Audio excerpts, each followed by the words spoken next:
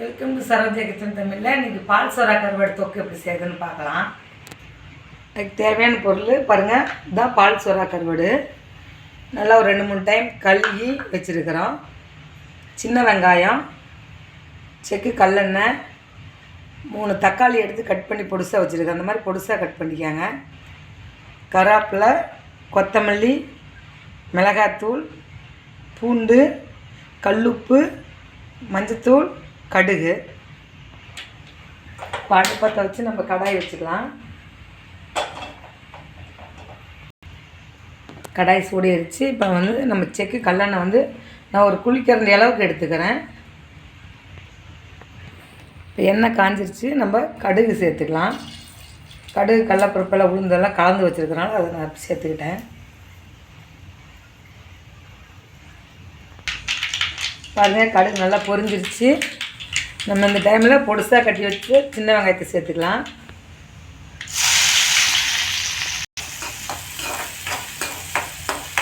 சின்ன வெங்காயம் நல்லா பொன்னிறமாக வரணும். அந்த டைம் வரைக்கும் நல்லா வதக்கணும். இப்போ நம்ம இந்த டைமில் இந்த ஒன்றும் பாதியாக பாருங்கள் நசுக்கி வச்சுருக்கிறோம் பூண்டு. இந்த ஒன்றும் பாதியாக நசுக்கி வச்ச பூண்டு அதில் சேர்த்துக்கலாம்.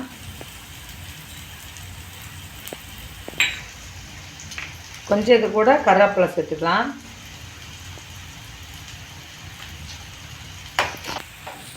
பாருங்கள், நல்லா வெங்காயம் பொன்னிறமாக வந்துருச்சு. நம்ம இந்த டைமில் தக்காளி சேர்த்துக்கலாம்.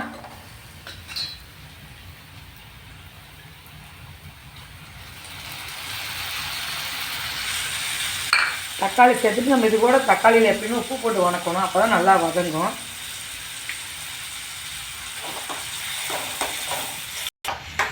பாருங்கள், தக்காளி உங்களுக்கு ஓரளவுக்கு நல்லா வதங்கிடுச்சு. நம்ம இந்த டைமில் மஞ்சத்தூள் சேர்த்துக்கலாம். ஒரு 1/4 டீஸ்பூன் சேர்த்துக்காங்க மஞ்சத்தூள். தனி மிளகாத்தூள் நான் 1.5 ஸ்பூன் சேர்த்துக்கிறேன்.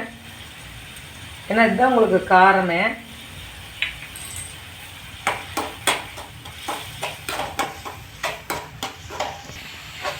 பாருங்கள், நம்ம போடுறதெல்லாம் எண்ணெய் மிதங்கி நல்லா கிரேவி பார்த்து வந்துடுச்சு. நம்ம இந்த டைமில் கொஞ்சம் தண்ணி சேர்த்துக்கலாம்.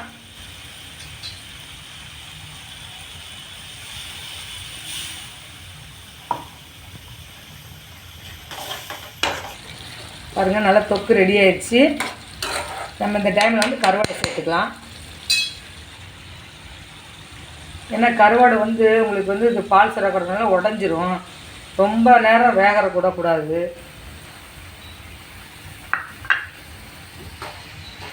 நம்ம அடுப்பை சிம்மில் வச்சிடலாம். ஏன்னா உங்களுக்கு சிம்மில் வைக்கும்போது அந்த கருவாடு உடையாமல் வரும். இந்த பால் சோறா கருவாடுங்கிறது நிறைய பேர் சாப்பிட மாட்டாங்க. இது மாதிரி அதிகமாக இந்த குழந்தைங்க, பால் விட்ற குழந்தைங்க, அவங்க சாப்பிட்டா ரொம்ப நல்லதாக இருக்கும்.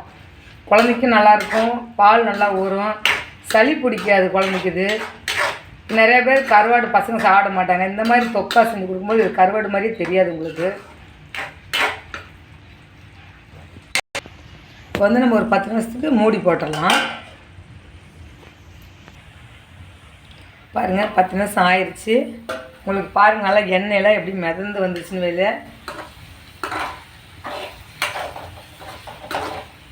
எல்லாம் ரெடி ஆகிடுச்சு. கருவாடு பாருங்கள், உங்களுக்கு துண்டு அப்படியே இருக்கும், உடையவே உடையாது.